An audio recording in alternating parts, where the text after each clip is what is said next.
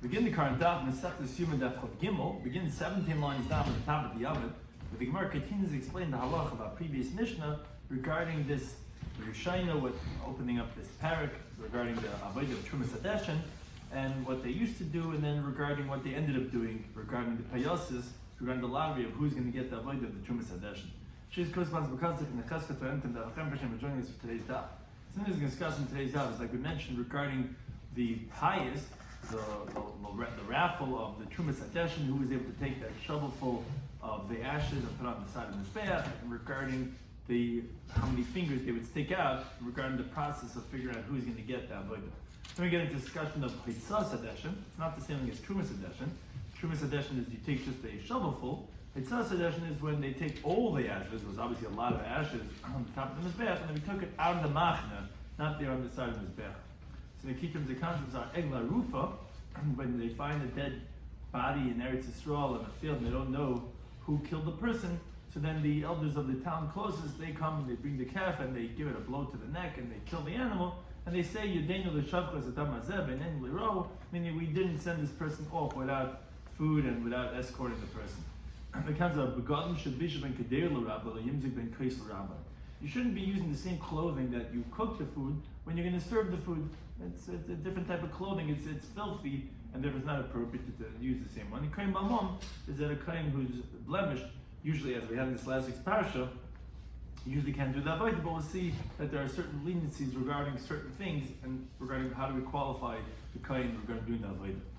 So we begin the current daf, 17 lines down at the top of the Yomid. The Mishnah had said, "Mahin Meitziin." So we said that if, let's say, they both ran up to the top of the ram, they both got there at the same time, or later on when they said, forget about this running business because it's getting too dangerous over here. So they made new regulations. They're always doing it pious. So they would stick out their fingers and they would then go ahead and start a count and they would figure out who it's going to be. So the question of the Mishnah was, Mahin Mitzim, what do they stick out? How many fingers? So the Mishnah said, either 1 or 2 fingers. So the Gemara asks, Hashta now shtayim mitziyin. If you allow to stick out 2 fingers, achas meboid, you have to tell you that you can stick out 1. Meaning, the Taisa says it seems to include 1 and 2. So if you're saying you can stick out 2, for sure you can stick out 1. What are you saying 1 or 2? Just say you can stick out 2 fingers. Because the Gemara in the Havamina understands it as it's talking about the person has the choice, whichever one he wants to. So Melchaz, he says, like Kash, it's not difficult. Kan bebari. When do we say you stick out 1 finger? When you're a healthy person. When do we say you stick out 2 fingers is when you're not well, meaning you can't hold your fingers down. When you stick out 1, the other one automatically comes out with it also. And that's what we mean to say you could stick out 2, meaning if you're bestakranka, you can't keep your finger down, so we'll let you stick out 2. As Vatanya, usually Vatanya is like a question, but here it's like Vatanya, like we learned in the Brisa. Aches mitzin, you only stick out 1 finger. Shtayim mitzin, you don't stick out 2 fingers. That says the Brisa. When do we say this? But by a healthy person. But if he's an ill person, then we let him stick out 2 fingers. Now by Yechidin, we Rashi translate, the Yechidim are the ill people who don't sit with everyone else, rather they're laying or they're sitting by themselves. So that's what they call the Yechidim. Then with Tzin Shtayim, again for the same reason they could stick out 2 fingers. But again, we only count them as 1. Because really we're counting the people. But as we said in the previous time, so why don't you count the people itself? Why do you have to stick out a finger? He said because we don't count people. Because of it could cause Magifa by the Jewish people, Dever, so we count the fingers. But again, we're only counting 1 per person, and therefore we just let you stick out 2 if you Pasha can't keep your fingers down. Now, and on that says the Gemara that is that really so that we only count each person as 1, even though he's sticking out more than 1 finger? But Britannia, when the Brisa says imitzin, you don't stick out with the etzba, meaning with your index finger. You should not also stick out loy shalish, not the 3rd one, which is the middle finger, loy goidel, and not the thumb, because we said that you don't stick out 2 fingers. And the reason why specifically by the thumb you shouldn't be doing that is because of the cheaters, which as we said in the previous daf, because it could look like 2 different people when you stick it out with the thumb because it's very far. Now, there's a difference if you stuck out your middle finger and if you stuck out the thumb. Then might see shalish if you did stick out the middle finger, so then we will count it, the person, because he's not a cheater, because it's recognizable he's not from 2 different people, because you can't distance the middle finger from the index finger that much. Now, the Gemara's assumption right now, when we say moinenloi, that we think, okay, we'll count that finger. So we're going to count it as two. We're going to count the middle finger and we're going to count the index finger too. That's what the Gemara is going to ask. Well, we only count it as one, but it sounds like moinenloi sounds like we would count the middle finger and the index finger. Now, but goida, let's say someone sticks out his thumb, so then ein moinenloi. Then we don't count him at all. Rather, we remove him from the count. He's not part of the count because he's a cheater. He stuck out his thumb. Not only that, he actually gets lashes from the one that's in charge of the whip that was used to give lashes. Maybe we give him shmas and we give him for trying to cheat here and cheating on the count. But one thing is that we see that when we count the fingers, we count every finger and we count the person who sticks out two fingers as two, not as one. Says Gemara, no, what did we mean when we said that we count him also? It means achas. It only means we count him as one. Meaning we notice he's sticking out two fingers. He's partial again. He's a kranko. He thinks he's cheating, but you stick out two fingers. We're going to count him as one. The Gemara parenthetically says my pekia. We said that we're going to if he stuck out his thumb, we're going to hit him with the one who is in charge of the pekia. Says Gemara my pekia. Amar Rav, it's madra. Says Gemara my madra. So in my pub it says marta koditayoy. It's the Arabian straps which are made to hit the horses. The pasik reishe, which the top is cut. That's why it's called pekia, which means split, because it's not wide at the tip like other straps that they use to whip. Rather, it's cut on the top into thin strips so that the horse should feel it very much, because the word pekia means like cut and sliced up. So it has that strips at the end. When you hit it, it really hurts. Now, Amabayi says, related to this teaching, Vai says, originally I would say that now this is related to Mishnah Second Shkolim in the fifth parak, that the Beivai, which was the name of a person, Mamuna al Pekia, that is in charge of the Pekia, we was talking about all the different posts that there were in the base of Mikdash. He was in charge of getting them dressed, he was in charge of making them menachas, he was in charge of this. So when he said Ben Beivai is in charge of the Pekia, I said, you know what that means? It means Basilta, that he's in charge of the wicks. Because now, like we learned in Mishnah Second Sukkah, that we see that the word Pekia, it means regarding the wicks, because it says from the worn out pants of the kahanim, and from their belts,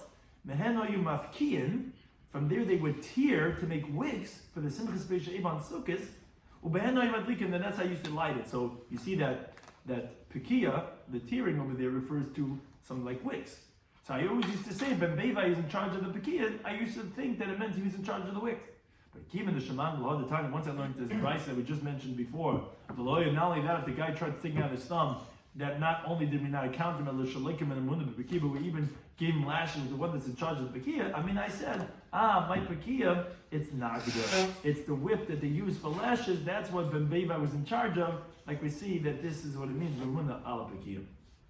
Now, the Mishnah had taught that Ma'aseh Shayishnein Shavim. What happened was that they didn't have a lottery, like we said, because they thought no one's going to come. It's the middle of the night. It's so hard to get up early, fatugs. And so they left it. And the problem was that the people started coming, and it started becoming competitive. And Ma'aseh Shayishnein Shavim, the Mishnah brought, there was a story that two people were neck and neck. And they ran up and they went up to the top of the ramp.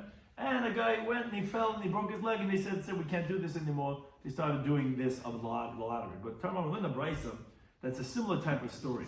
Ma'aseh B'shnei Kehanim, there was a story of two Kehanim, Shayishnein Shavim, they were both equal. They were running up to the top of the ramp. So one person started beating out in the pack. You're watching a marathon, and one guy suddenly starts pulling ahead of the pack, and he's getting there before the Daled Amos of his friend. So Natal Sakin v'Takal Lebeliba. So the guy behind him went, he took a knife, and he stabbed him in the heart. So Amr Tzaddik al Mailas Ulam. So Tzaddik stood up on the elevated platforms of the Ulam, the antechamber in the Harabais, which had many Ulamais that Hurdas had built, like it's brought in Sefer Josephus, that there was the Ulamais, there were these platforms, these high elevated buildings, and Tzaddik stood up on that. And he says, our brothers, the Jewish people, listen. The pasuk says in Devarim, and it talks about the Egla Rufa.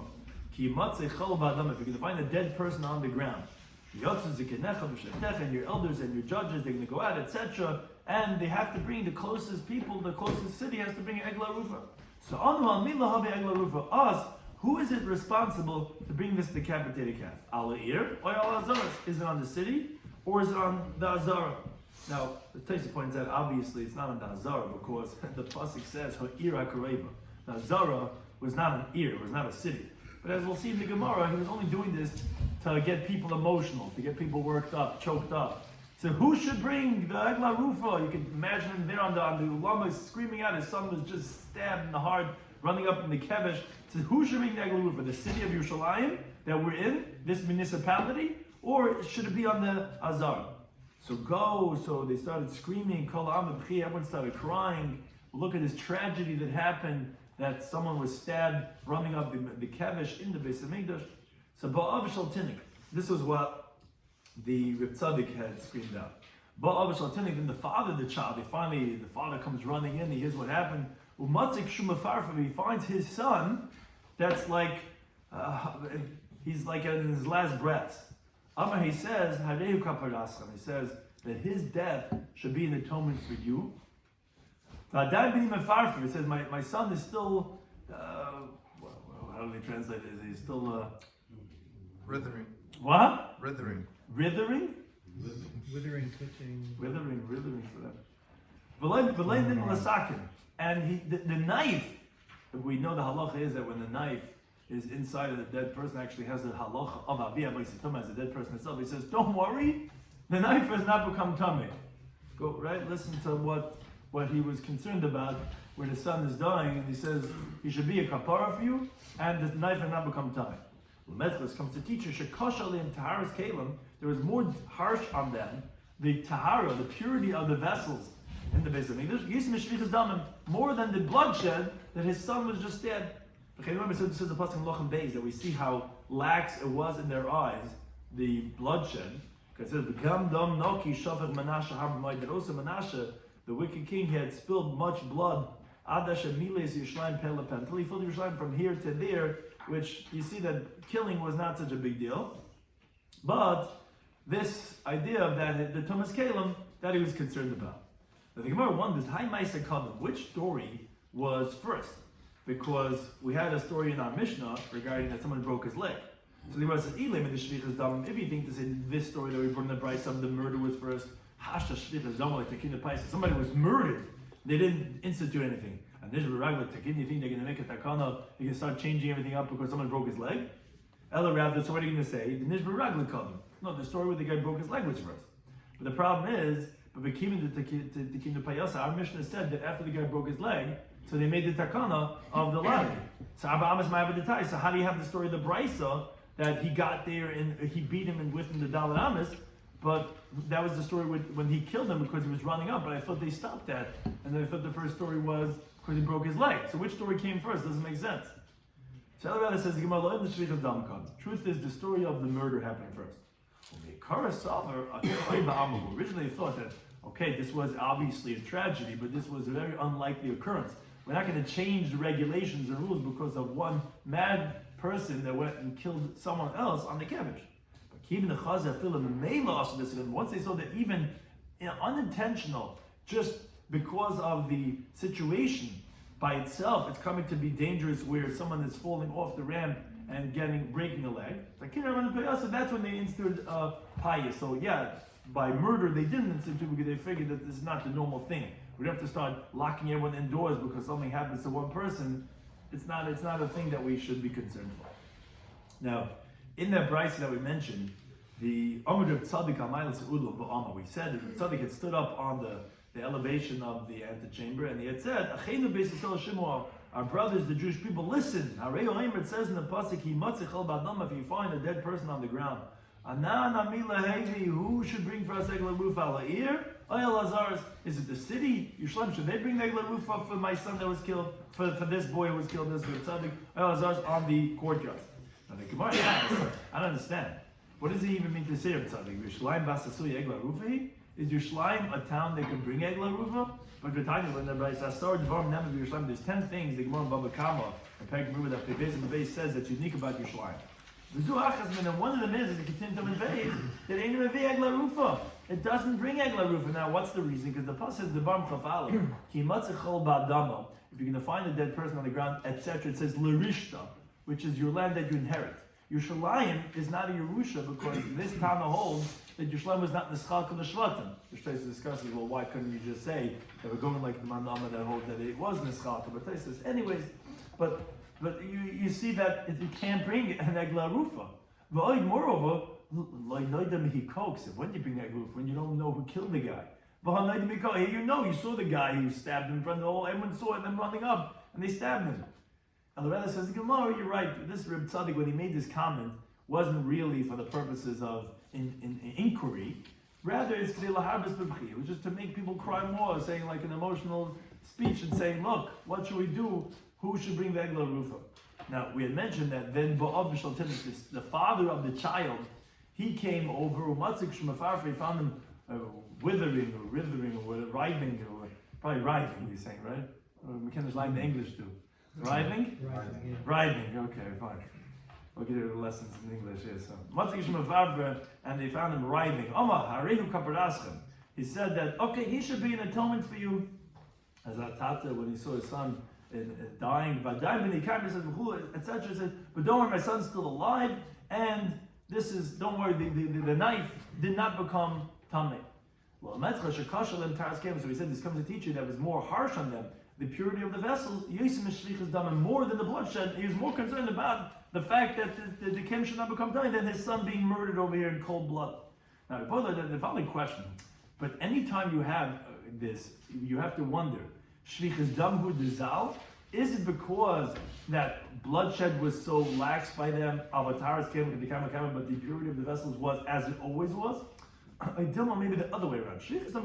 No, of course they were concerned with bloodshed. Avatars came with the chamira, but it's because the purity of vessels, that was of superior importance and they were more stringent that. So which one was it? It was because one was more chamer or because the other one was more kal? So it's more tashmal, let's bring a raya, but the kunasabah tamuda from the fact that the Gemara brings a raya. That how do you know that it was lax in them? The shlichus dam because we gam dam now kishav and Menashe because Menashe spilled a lot of blood. Obviously we can infer that shlichus dam hu dezal is only because people a homicide was not a big deal by them. But Taras Kelim, it's not like they were so machmed Taras Kelim. It's just that they were always important halacha. It's just the shlichus dam, and you see that Menashe killed so many people. Okay, another person died. It lost the severity factor in their eyes. Now, going back to the halacha of our Mishnah, we opened up this parak. Rabbi Shloimy said in the beginning when they used to do Trumas Hadeshin. So, we're learning the brisa related to the halacha of Trumas Hadeshin, which is actually the next procedure. After they would do the Trumas Hadeshin, that they took, like we said, a shovelful from the fires on Mizbeach, they would take all the ashes and they kept them piling it up here in the middle on the tapuach, which is like the apple, it's like a big mound they would make in the middle. The pasuk says in Vayikra, Ufashat, that he would take off, and there's just a few words in the pasuk here not mentioned, that Ufashat, he would take off es bagad of his garments. And the pasuk continues, below his bagad acher, and he puts on other garments, v'hoitzias adeshin, and he takes out the ashes, and this is not to the side of the mizbeach, rather this is machutz lamachne al-makom tar, this is taken out of the camp.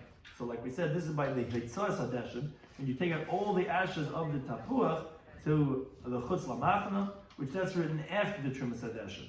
And what the Pasuk is telling you, you take off your garments and you put on other garments. So it says the Brisa, Shamani Kederke Mikipur. I would think to say that the obligation that you require him to change his garments between the Trumas Hadeshin, which is just that shovelful on the Samizbech, to Hitzas Hadeshin, which is all the ashes, if you're going to come to take out from the pile after the Trumas Hadeshin right away, so just like his obligation on the Kohen Gadol, when he does the 5 different avodas in Yom Kippur, that he switches his garments. So I would think to say, here by the Trumas Hadeshin to the Tzaz Hadeshin, Shapaysha Bigdei Kodesh, B'leidish Bigdei Chol.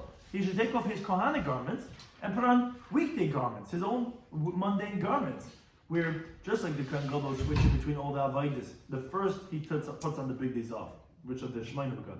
Then the second one he puts on Bigdei Lav. The third one he puts back on Bishal Zav. The fourth one he puts on back on Bigdei Lav. See, also, this person too should also change. Now, this Kayan who did the Trumas Hadeshin, he can't change from Bigdei Lav to Bigdei Zav because he's a Kayan Hedjid. He doesn't use the Bigdei Zav. So rather, he should change from Bigdei Kodesh that he did the Trumas Hadeshin with, like it says, Lav Shekar Midei Vadi, he has to wear the Bigdei Kodesh. And when the pasuk says Ufashat, he should take off those clothing. So what should he be putting on? Oh, he should be putting on his own private weekday clothing. And that's how you should take it the Trumas the Hitzas Hadashin. Tamalov, as the Pasuk teaches, no. It says, if Fasher is Begadav, that he takes off his garments, Beloved is Begad Macherim, and he puts on other garments, Makish Begadim Shalevish, the Pasuk is equating the garments that he puts on at the end, which are what he's taking for Hitzas Hadashin, and it's comparing them to Begadim Shapeshin, to the garments that he took off just before from the Trumas Hadashin. It's saying, Ufashat, take off those garments that you wore and put on these new garments. So you're comparing the garments you took off from Trumas Hadashin to the garments you're putting on for the Hitzas Hadashin, which is Malahalim Big Dekoy, just like over there by Trumas Hadashin, you have to wear the Kahana garments, as we're going to quote shortly the pasuk that says by Trumas Hadashin you have to wear the Kahana garments. Avkan Big Dekoy, so to over here by Hitzas Hadashin it has to be Big Dekoy, you have to wear Kahana garments. So again, if that's the case, so Matamolema Achem, so what are you saying that you put on Begad Macherim? It's the same thing, you're wearing Big Dekuna. Says the Gemara, Pechus Mehen. Acher means like under there, like it's like, like worn out, or from some linen that's not so goldy, or that's not so expensive. The reason for that is because the ashes makes the clothing dirty when you carry the Chus HaMachna, and it's disgraceful that you should be using when you do the Avodah on Mizbeach, but the Avodah of the Achil of when the Mizbeach is consuming the Karbanis with the same garments that you use to take out the trash, so to speak. It's not what it is, but it's when you're taking out, when you're cleaning up the whole place, it shouldn't be the same exact garments. And that's what it means Bugad Machim, but of course it has to be Big Day Kuhuna. Rabbi Eliezer, he tells actually a different drasha from this pasuk. He says, you could read this pasuk as we read it before, Ufashat is Bugad, B'lovish Bugad Machirin, period, or comma. He reads it differently. He uses the word Acherim and B'hoitzi together. So it's like without a comma over there. What's Acherim B'hoitzi? It's like as if others should take it out. Limed al Kahan Balimum, this teaches regarding Kahan that are blemished, that although they're like others, they're not like valid Kahan to do the Avodah. Sheksherin Lohitzedeshen, that they're actually cautious to take out the ashes. So this Acherim is going on the Kayim. In other words, Kahan that are others, so to speak, they are distanced from regular avodah. They're kosher to do this avodah. Now, Amamar, the Gemara goes back to explain what we just mentioned. Acherim b'chusimem. We said the Tanakhama says, what is begadim acherim? So we said b'chusimem, lower type of garments, cheaper garments. As the Gemara says, they're talking about Bishmal like there was told in the Bryce of Yeshiva Bishmal. The Tan Bishmal, begadim shabishim gedei l'rabbi. The garments that used to cook the pot for the master, which people wear aprons, people get dirty, they get schmitzig when they're cooking.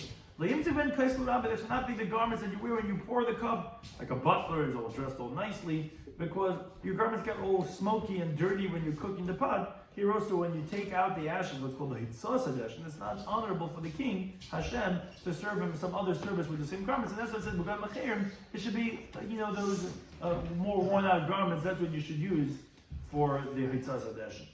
Now, the Gemara has a machlekes in this machlekes. Amar Shlakish. Kemachlekes v'hitzah, just like we had a machlekes regarding Hitzas Hadashin, which is taking out all the ashes. You take it out of the machne, you take it out of Yerushalayim.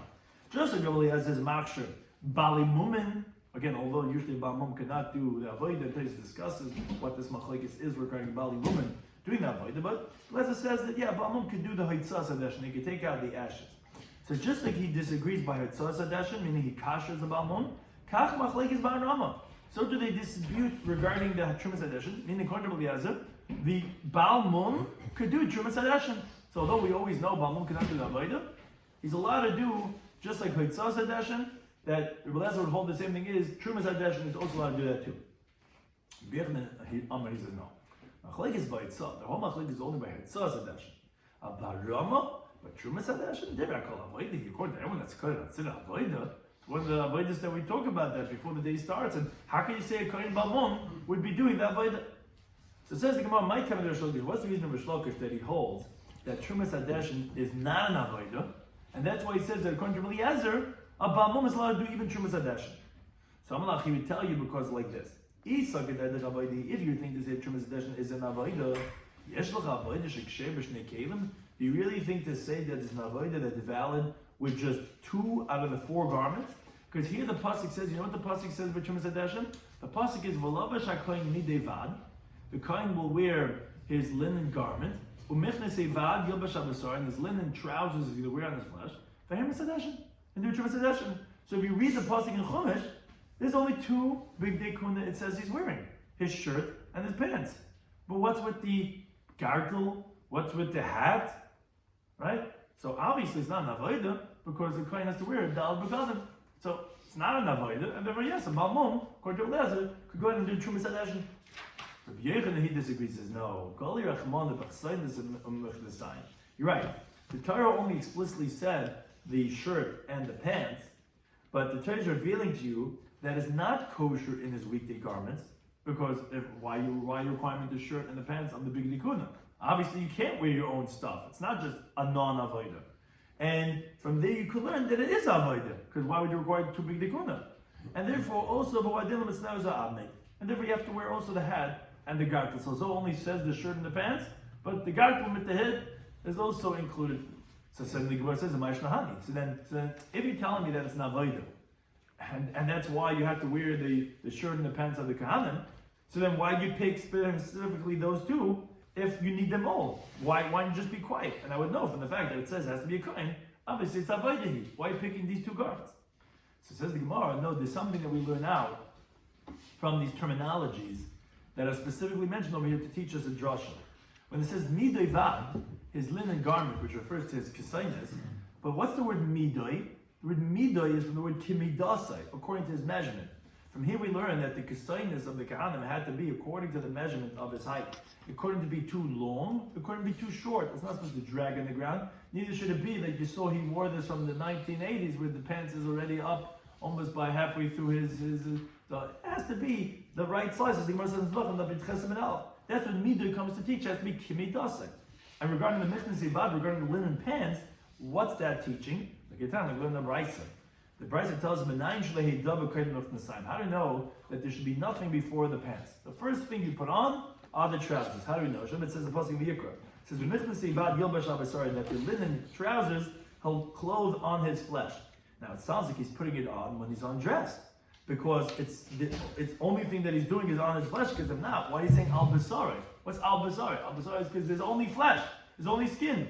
And that's when you put on the mechnas sivad, that's when you put on the trousers. So you're right, you didn't have to say trousers and your tunic. The reason why we said it, because each one is teaching us halacha of that it has to fit exactly, and also that the pants have to be the first thing that's put on.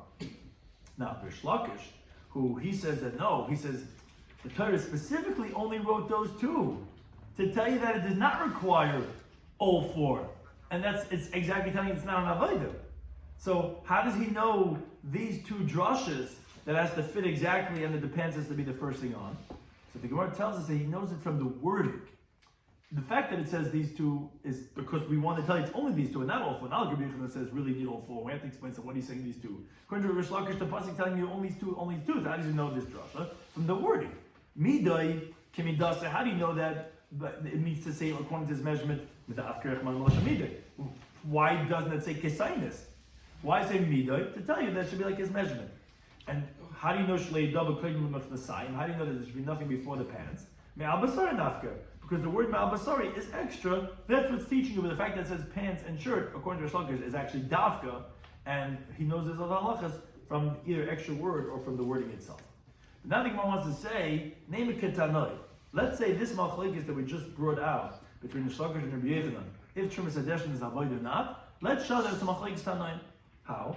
Because it says in the pasuk by the Trumas Hadeshin, it says al basari, that he should put on the pants on his flesh. Now, Matam Oleimer Yilbash says the Tanna Kamma. What are we learning out from the word Yilbash? Because it should have said U'mechne Sevad al Basari, the linen pants should be on his flesh, and it would be going on in the beginning of the pasuk. It already said V'lavash. It already said V'lavash you should put on. So why saying again Yilbash by the mechnesai, by the pants? It's coming to include another type of clothing like this, which is just like we already said two begadim in this pasuk of the shirt and the pants. When it's saying again Yilbash, it's coming to teach that another two garments, which are not mentioned over here, that they should also be worn, which is lahavim. It's not as avnei ladrama. It's coming to include that the gargle and the hat should also be used for the Trumas Hadeshin. That's the Rabbi Yehuda, which that's like Rabbi Yochanan. Rabbi Yochanan said that you require all four garments. Rabbi Daisamer, he says no. It's l'rabbis big dekayin godel b'yom kippurim. It's coming to include that it's teaching almost a secondary halacha, that the garments that the Kohen Gadol wore on Yom Kippurim, it's coming to tell us that those 4 big day lovin that he did that Avodah Yom Kippurim, sheksher l'kohen hedget, that they're kosher for kohen hedget all year round. Where do you see that in the pasuk? So you know it because of Gzeir Shuvah of Yilbash, which both of them say the word Yilbash, and to tell you that the garments of the kohen gadol could be worn, because they're dal b'kam, could be worn by the kohen hedget all year round. Because you shouldn't say, as the Gemara is going to shortly quote, it says over there, the kohen gadol leaves it over there. So maybe you would think that mitzvah has to be buried and no one could use it. No, because that's and that's what we say that Reb Daisa, who's this Tanam, he holds that you actually Benichim Sham means to say that just the Kohen Gadol shouldn't use it another year, as we said in the first paragraph of his base of base, and the Gemara is going to quote it also shortly. But that's what we learn out from Yilbash, is to say that the Kohen Gadol's garments could be used by the Kohen Hedge all year round. So that's the machlek is what does Yilbash teach?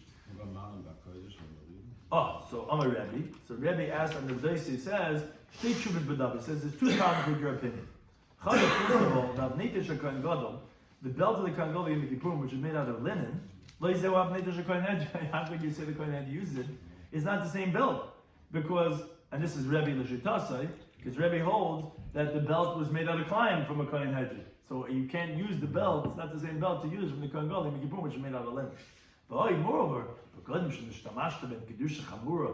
that used for such a severe sanctity, you have the Kohen Gadol and Kodesh HaKadosh in Yom Kippurim, to Shtamash ben Kedusha Kali, you can have a regular Kohen Hedge using it when he's taking out the ashes on a regular day. I mean, Ella rather says Rabbi Matam Alam Yilbash. What does Yilbash come to teach? Not like the way that the Daisa was telling you that you could use the Kohen Gadol's garments and for the Kohen Hedge. Rather to contain them from Dal Manal. It's the Rabbis the Shchakim coming to include the worn out garments, meaning when you say Yilbash, it sounds like another Levisha is being included over here, that even the worn out garment is kosher for every single type of avodah. As Rashi points out, however, as long as the garments are not torn, as the Gemara says, it's Zvachim David Amen Aleph. Now, this is also Agav, this is parenthetically from the machlekes that we just brought before, but it's really told the Shittas and Reb Daisa and Rebbe. But it says in the pasuk V'nichim Sham that the Kohen Gadol takes off his big day lava, the white garments and says V'nichim Sham, you should place it over there. So what does that mean to say? So the Tanakh holds Malamed Shatu and Genizah. This teaches that you have to bury it. Yeah, no one's allowed to use it anymore. And that obviously would mean that a Kohen Hedge is not going to use it. But Reb Daisa, as we just mentioned before, which is related, that's why we bring it in, although it's not the main thrust of what we're talking about here. It says, no, ruin hell a Kohen Hedge. No, a Kohen Hedge, you could use it all year round. So the Matam Lama B'Nichim, so what does it mean he leaves it over there? That says the Gemara, Shalish Tamish Ben Yom Kippurim Ach. All it means to say is that a Kohen Gadol should not wear it again on another Yom Kippurim. This means B'Nichim, but a Kohen had to go ahead and take the Begadim of the Kohen Gadol. But one thing the Gemara wants to conclude, my love, so don't we see that the Machlekes Rabbi Yehuda and Rabbi Daisa, is this machlekes Rabbi Yochanan Shlakish, as the Gemara explains? The Marsa Rabbi Yehuda, who expounds on the word Yilbash, that he says it already says 2 garments, and you say unnecessary word Yilbash to include another 2 types of garments, which is the Mitznefes and the Amnid. Oh, so he holds you need to have all the Daled Begadim when you do the Trumas Adeshin. Oh, because he holds Avodahi. He holds like Rabbi Yochanan that it's an Avodah. Therefore, you have to have the Mitznefes and the Amnid. You have to have all the Daled Begadim. Marsa of Rabbi Daisa, then no, love avodah is not an avodah, and therefore you are required to Mitznefes and Amnid. You only have to have that of the sinus and Mechnazayin. So the Gemara, no, it's not necessarily true. The Kulam could be that everyone holds that the Trumas Hadesh and avodah is avodah which is like a B'yichna. But the Hachabal Kamevlgi, the Machlekes here is Marsa Rabbi Yehuda held Shich Kroler Rebuya. You need a pasuk to include that you shouldn't say, yeah, it's only these 2 garments that we mentioned, that those are the only ones you require, and you would think to say that it's not an avodah. That's why you need Yilbash, according to Rabbi Yehuda, to make a ribuy to say that no, you need the other 2 garments too. Whereas the Marsa or Daisa light shich kroler rebuy, you don't need a pasuk to include it because since the pasuk already told you, Ksaynis bad kodesh, you have to wear the holy shirt, or Mefnasei kodesh, and you have to wear the holy pants. Obviously, it's not avodah, and then obviously you have to wear them all. And therefore, if you have a pasuk that's making a ribui, it's coming to include something else, which is coming to include the big day Yom Kippurim, that can be worn by the Kohen Hedge all year round. But again, really everyone could hold, like Rabbi Yochanan, that it is an avodah, and therefore it requires, although it only says 2, it requires all down. The only question is, do you need a ribui to include it or not? We're going to discuss in today's Daf Yomi Daf Gimel. We explained the halach of the Mishnah that says, so what would they stick out? in their fingers. So he said, achas ishtam. What is achas ishtam? If you could stick out two, you could stick out one. Say, no. Of course, we think you stick out one. But that's by a healthy person. By an unhealthy person, that's what he said. He can't keep one finger without sticking out the other one. That's okay, we let him stick out two. Now, if he stuck out the middle finger, then we only count him as one. If he sticks out the thumb, we don't count him at all. Not only that, he gets lashes in the pekia. We said, what's the pekia? We said, Ben Bevai, he was in charge of the pekian, which we said it's not like we thought originally that meant the width. It means the whip that has the strips at the end, which makes it more, you feel it more at the end. But we said that in the Mishnah, that they would run up to the ramp, so we brought a brayso that said a different story, that one guy stabbed the other guy in the heart. So the reason why they didn't make a takana then, because they thought there was a kroi ba'alma, it's not something that we have to be concerned for, someone's going to commit murder. But once they saw that even memela, a guy fell down and broke his leg, they said, okay, this is we really got to do something about this, is not safe a situation, and therefore the Rabban then instituted the payasa. Now, we also said that story, that when he said that, oh, who's going to bring Egel Rufu, he said that was just really, he wanted them to cry, because obviously we know that no one's bringing Egel Rufa, because Azar can't bring Egel Rufa, because it's not a city. Yerushalayim is Loy Neschakal Shvatim, so that's not Yerusha. And we said anyways, the whole point is that Egel Rufa is only when you don't know who killed him, they know who killed him. Moreover, we see obviously that Shrichas Damim was, like bloodshed, murder was not so important anymore. Because the pasuk with Dam Naki Shad Menashe, and Taras Kalim was as it always was, where he's like, okay, he's not too worried about halacha. Taras Kalim, he says, don't worry, he didn't die yet. The pasuk says regarding the Hitzas Adeshin, Ufashat, he takes off the garments that he wore for the Trumas Adeshin, and he puts on Begodim Acherim, other garments, and Vahitzi as Adeshin, he then takes out the ashes. So we said it's not like Yom Kippurim that you should actually put on weekday clothing, because the pasuk compares the garments that you took off to the garments that you put on. Just like over there by the Trumas Hadeshin was Big Day Kodesh, so to over here it's Big Day Kodesh. So why think Begodim Acherim? They're both wearing Big Day Kodesh. No, either Acherim is telling you that should be Pchusim, should be lower grade, because the garments that you wear to cook for your master, you don't go and serve the wine for the master. Or actually Acherim is going Acherim B'Haitzi. It's telling you that a Balmum, that he's considered so to speak Acherim, that he could go and take out the ashes, he could do the Itzaz Hadeshin. Oh, so on that interpretation of Rabbi Eliezer, that said a Balmum could do the Itzaz Hadeshin, we got into a discussion. A machlekes, if he would hold the same, it would be even in Trumas Hadeshin. What's the machlekes depend on? Is Trumas Hadeshin Avodah? If it's not an Avodah, so then he could do it just like he did Itzaz Hadeshin. If it is, he cannot. What's that machlekes dependent on? Because on the one hand, you see that the Torah is telling you that it only mentions 2 of the 4 big day kahuna to do the Trumas Hadeshin. Obviously not an Avodah, so let a Balmum do it. No, Rabbi Yochanan held that no, actually you need all the Dalet Begadim, because the Torah is telling you these 2. Why are you telling you if it's not an Avodah, what do you have to wear these 2 for? Obviously you need all 4. So then why does it say only these 2 garments, you need all 4? That's like drushes. It says Midei Vad, and it talks about the excitement, is to tell you Kimidasa, it has to be according to his measure, to be finely tailored, it's not too big, not too small. When it says Mechna Zivad, it says Al Basari to tell you that it's got to be the first thing he puts on, and that's why it says it. The Torah says you already know that somewhere else, but that's like Kohen Gadol. You can't compare Kohen Head to Kohen Head to Kohen Gadol. Now, the Gemara wants to say it's a Machlekes Tanaim, which the Gemara says no, not necessarily it's a Machlekes Tanaim. If Yilbash, there was Machlekes, what does Yilbash come to tell you in that pasuk? Which is unnecessary. You already said V'lavash. Why do you have to say Yilbash on the sorry? You don't need the word Yilbash. Oh, so one opinion says, that's coming to include the Mitznefes and the Avnit. Or the other opinion says, no, it's not teaching you that. It's coming to tell you that the big day Kohen Gadol kosher that was used on Yom Kippur is kosher with the Kohen Head all year round. So seemingly that's the machlekes. The one who says that's including the other 2 garments is like Rabbi Yochanan, holds you need all 4. It's something like that. The other one's like Rish Lakish holds that no, you only have 2. So the Gemara says no. You could say that according to everyone, it is an avodah. Everyone agrees to that of Rabbi Yochanan that's an avodah. The whole machlekes was, do you need a pasuk to be merabah? One man holds, you would think it's dafka, only those 2, and it's not an avodah. If you have to tell me Yilbash to include it, the other man says no, you don't need to. It's like the way Rashi had explained to Rabbi Yochanan. If you know you need these 2, you obviously need all 4. Why you say those 2? That's because of certain drushes that we said of Midevad and Al Basar. And the truth is, it would be by all 4 that you need to have the garments. And therefore, if you have Yilbash, then you don't need it. So we'll tell you a different drusha that the big day Kohen Gadol Yom Kippur is kosher b'Kohen Hedjed. But again, it could be everyone holds like Rabbi Yochanan that it is an avodah, and therefore again, obviously Balmum would not be valid then to do the Trumas Hadesh. I think that is the